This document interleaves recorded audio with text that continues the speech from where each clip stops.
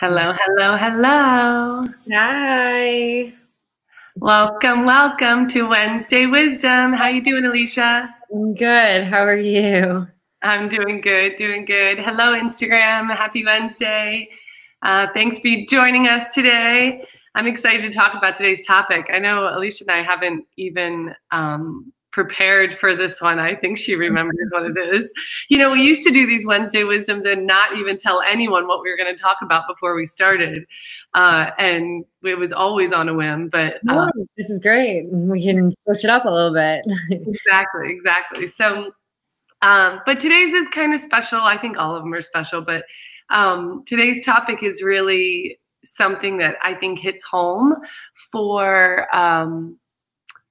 for you, for me, for the way we shoot, right? So today, guys, we're going to talk about two things, but really the number one thing is the depth of feeling and what that means with storytelling, but also what it means in life. So in photography, we use the term depth of field, which we're going to get to in a minute and talk about and give you guys some photo tips. But Alicia, I have some photos to share. I don't know if you have any you want to share. No. I did not prepare in that way. So share away. Okay. But before I do share my shots and a story behind them, I'd love to hear from you. I know you're shooting a lot recently. You've been super busy with a lot of different shoots. So when you think about not just the act of photography, but just business and life and you know, craziness, and then you think of the term depth of feeling, what comes up for you? Like what do you think about with that term? Like emotional connection. Yeah. Um, it's hard, especially when you're like go from shoot to shoot to shoot. I even noticed in my shoots yesterday, I was like, I wasn't all there. Wearing the mask during these shoots is a little bit difficult for me. I'm sweating. I'm not thinking exactly clear all the time. So it kind of clouds me a little bit. It's a little Yeah. frustrating. I try not to let it get to me. But you can't help but like burn up and like you're up and down and your back's hurting. So like even just feeling in that way, like there's depth there that a lot of people might not understand how rigorous it can get, especially if you're going back to back. And then you're just mentally drained. And yesterday were two newborns. So I was completely drained.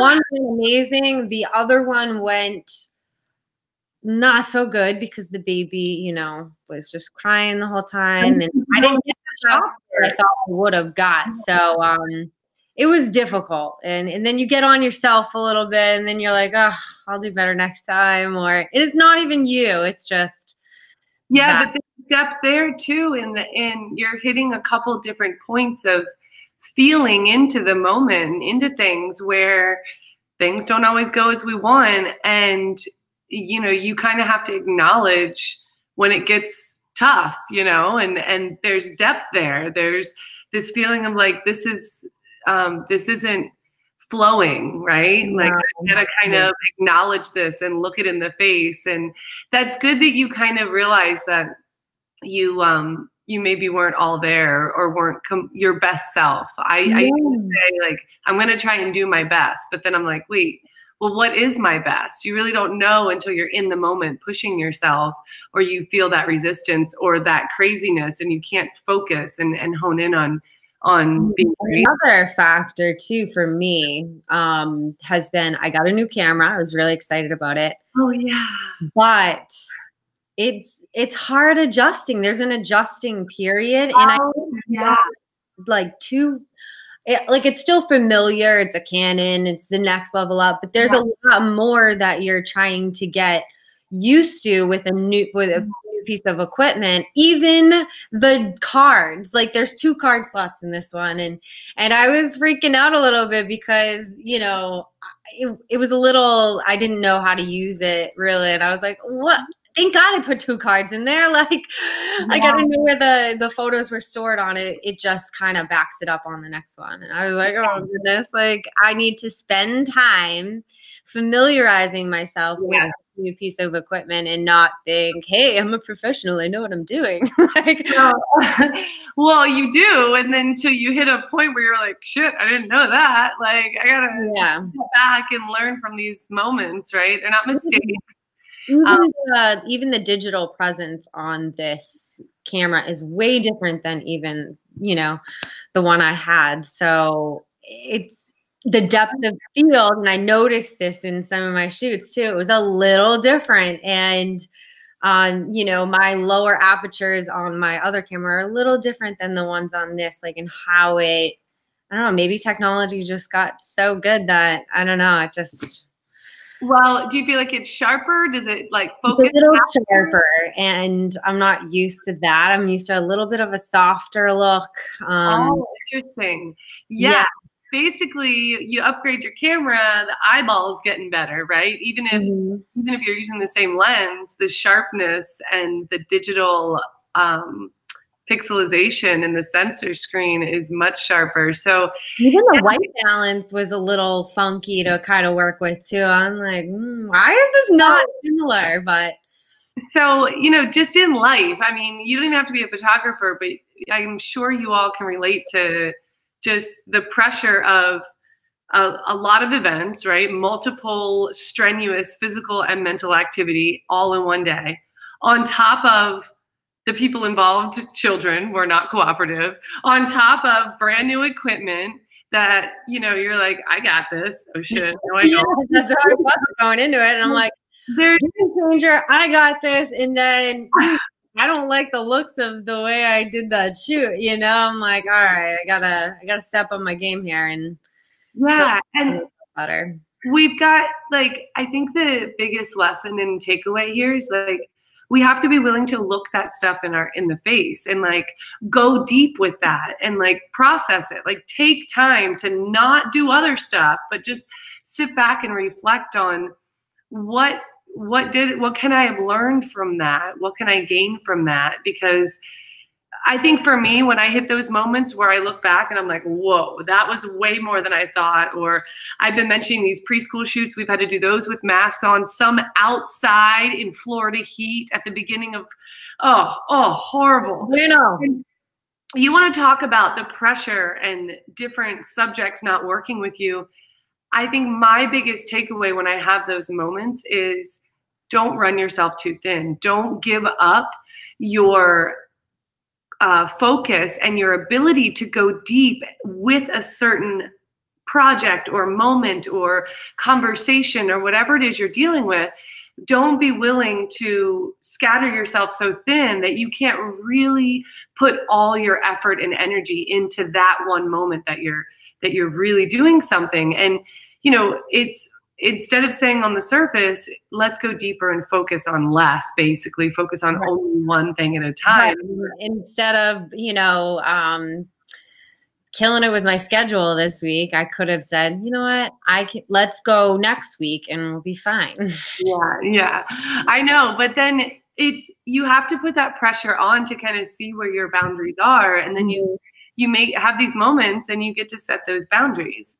I think, I hope and I know you will find gems in Oh, the yeah, of course. I'm just being hard on myself, yeah. and that depth right there is, you're right. You got to go inside and take a harder look. But in those moments, yeah, I mean, there's beautiful emotional feeling between, the mom and baby and Yeah. whatever it may be, but We've talked a few weeks ago about connection. I know that our years of experience shooting portraits, especially family portraits or any milestone moments, I think our biggest asset is having the confidence to build that relationship and that connection with the client ahead of time, because that's how you're going to build trust, and that's how you do get those genuine moments as quickly as possible. So I know that depth of feeling, first and foremost, guys, those of you who are listening in for these photography tips, hi guys on Instagram still.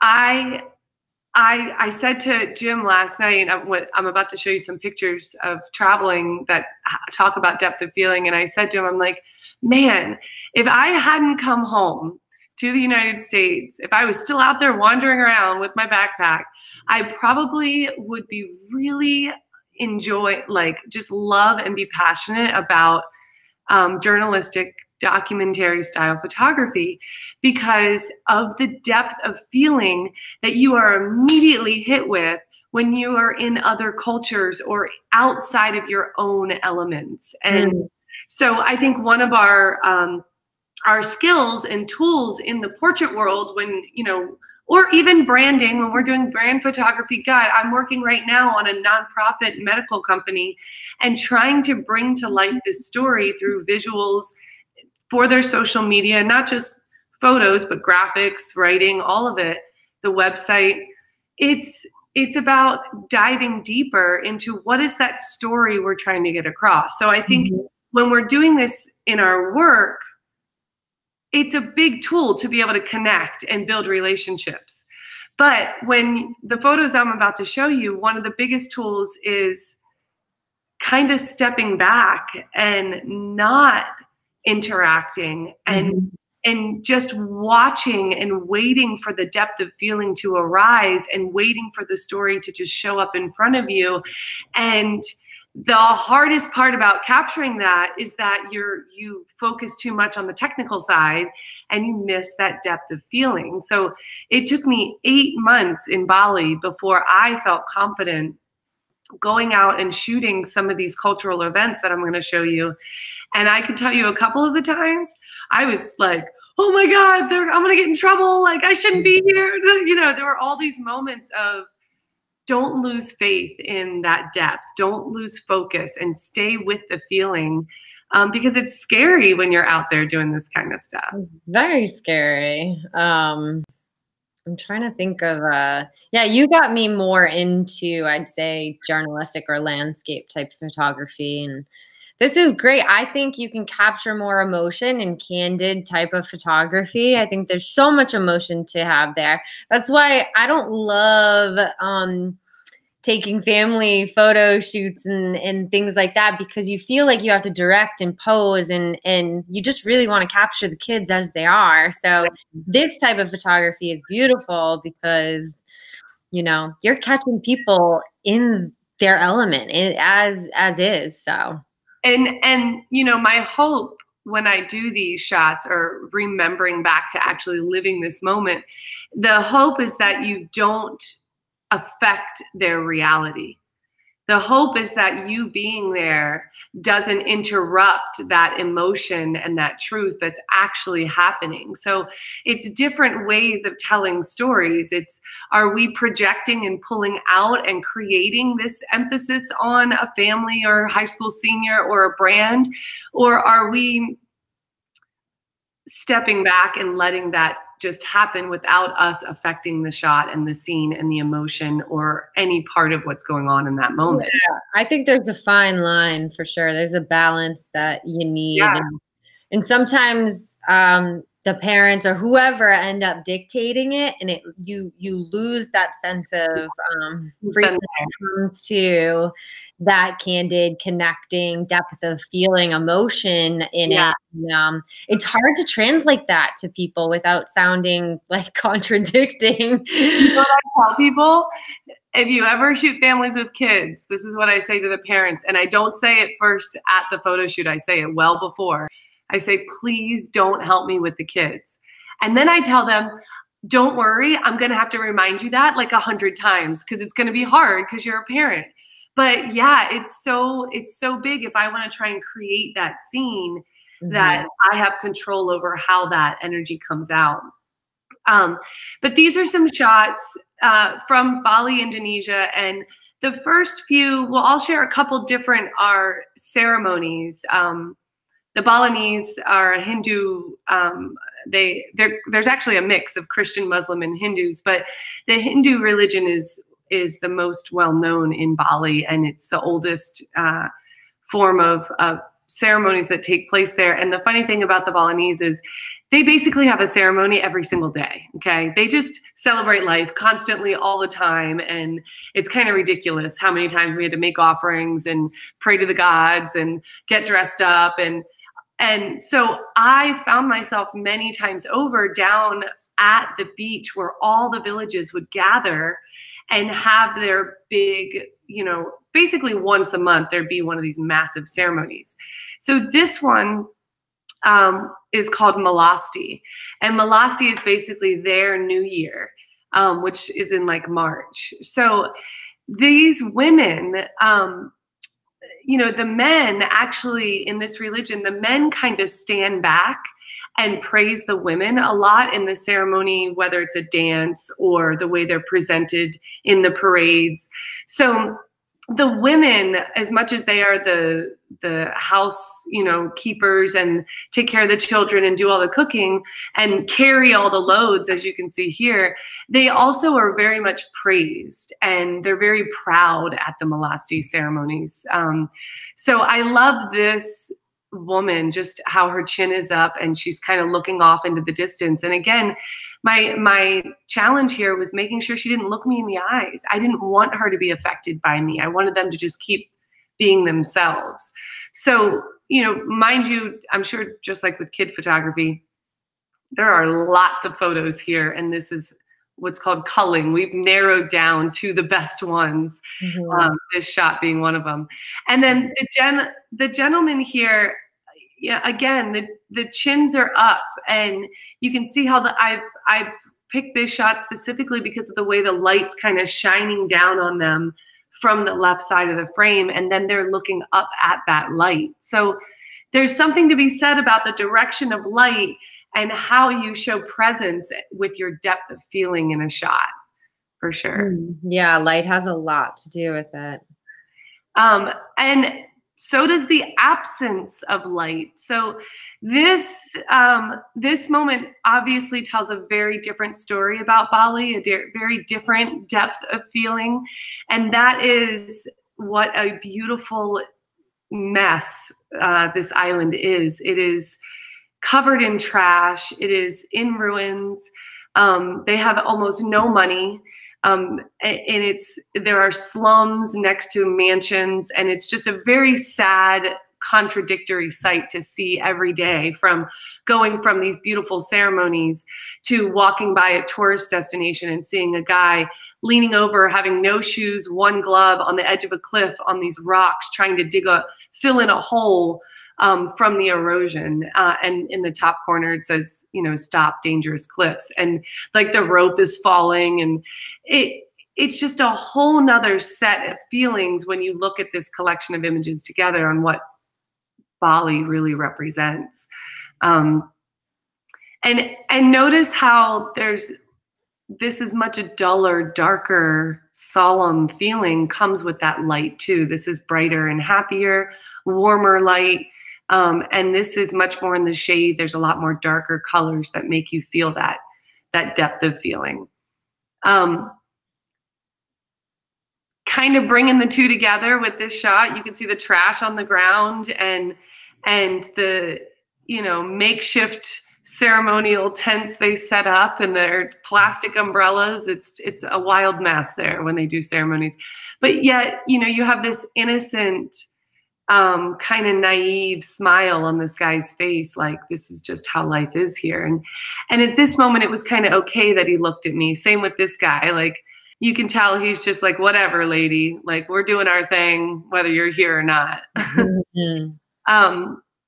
I found out later this guy smiling in the far right center with the iPad in his hand, the only one carrying a bigger cell phone than a flip phone, he was the king of the village. And it took me a minute to realize that after everyone started surrounding him and just, smiling at everything he said, like everything was so funny. So it was fun to capture all these guys kind of in their element. And I was super close. You can see with the depth of field here, I'm shooting at like 2.8. That guy's right in front of me. So all of these shots, they're on our Instagram page, and I just posted them all, but they all represent a tiny bit of what makes Bali and really who it is, because of the different feelings that come across in the shots. This was a guy that he started trying to talk to me, and I sat down and I realized that where I was sitting on that wooden whatever bench with him, that was his home. That was where he lived, was on that bench. These ladies, before I waved to them, they were kind of, it looked like they were gossiping with each other. And then I waved and they waved back. So a lot of joy and also sadness in capturing the depth of feeling that came across when I was there in Bali. And it was fun to put together this collection and kind of show it off. So, you guys can check those out and look at them further over on Instagram. Definitely beautiful.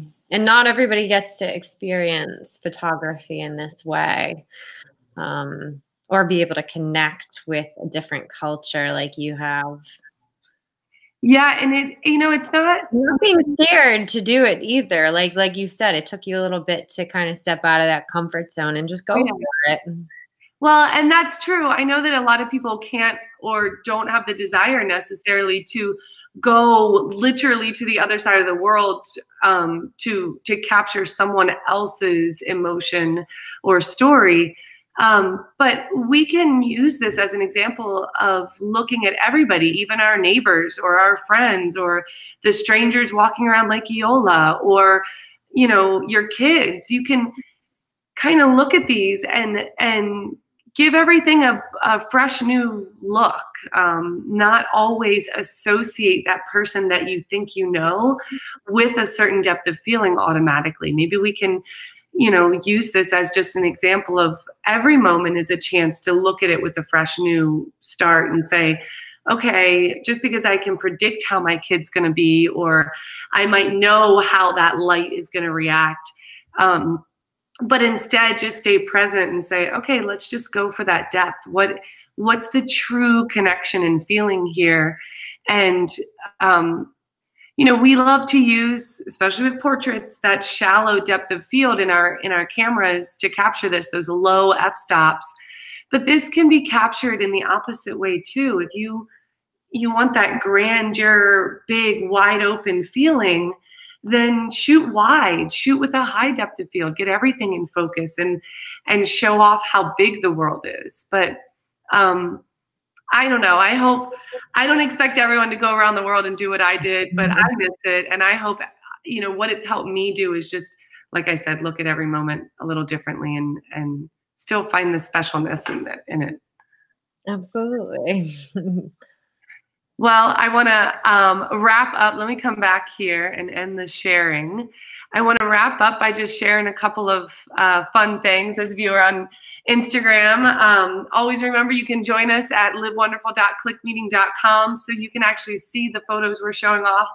And if you guys are looking for the past videos we've been sharing for, 8 months now, they're over on our YouTube page. So it's, Alicia, will you type this in? It's it's youtube.com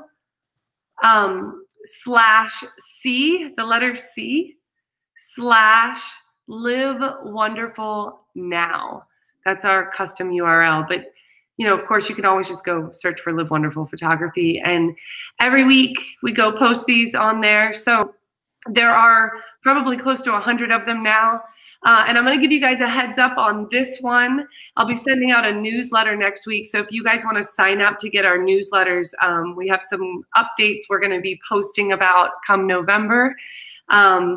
I hope everyone has a fun Halloween. Alicia, what are you going to be for Halloween? I'm going to be Jessica Rabbit tonight. I have to photograph an event. Or The Fifth Element, which is Lilu Dallas, which I don't know if many people understand what that is. I love her, and that is an amazing. But that's a little inappropriate if this is a first client. Yes, my belly would be showing. Stay with the one kind of slit leg with the Jessica Rabbit, and we're good to go. It's well, I don't have a costume yet, although we are going to be going to my sister-in-law's house to do some social distancing trick-or-treating. So if anybody has any costume ideas for me, let me know. But also don't forget, guys, I'm pretty sure it's daylight savings this weekend. So, Oh, God. Yeah, it's a good thing. We get an extra hour. So we'll be sending out emails. You can go to livewonderful.com and subscribe to those. One of the things we're going to be sharing is November is going to be our last month for services, well, for the end of 2020, because I'm taking off the month of December because I'm getting married and Alicia's going to come shoot it. Yes, I am. I'm so excited that you're coming. So if you're watching this and you've been enjoying these and you're trying to get a hold of us or want, to ask us any questions or sign up for any services or classes, please do that now. We do have a couple of sessions open in November, but we are booking up quick and already booking into January and February of next year. I know 2021 will be way better for us. Yes, we are ready for 2021. We're already planning. So thank you guys for joining us today. I love having you as always. And we'll be back here next week for Wednesday Wisdom. Happy Halloween, everybody. Happy Halloween. Bye.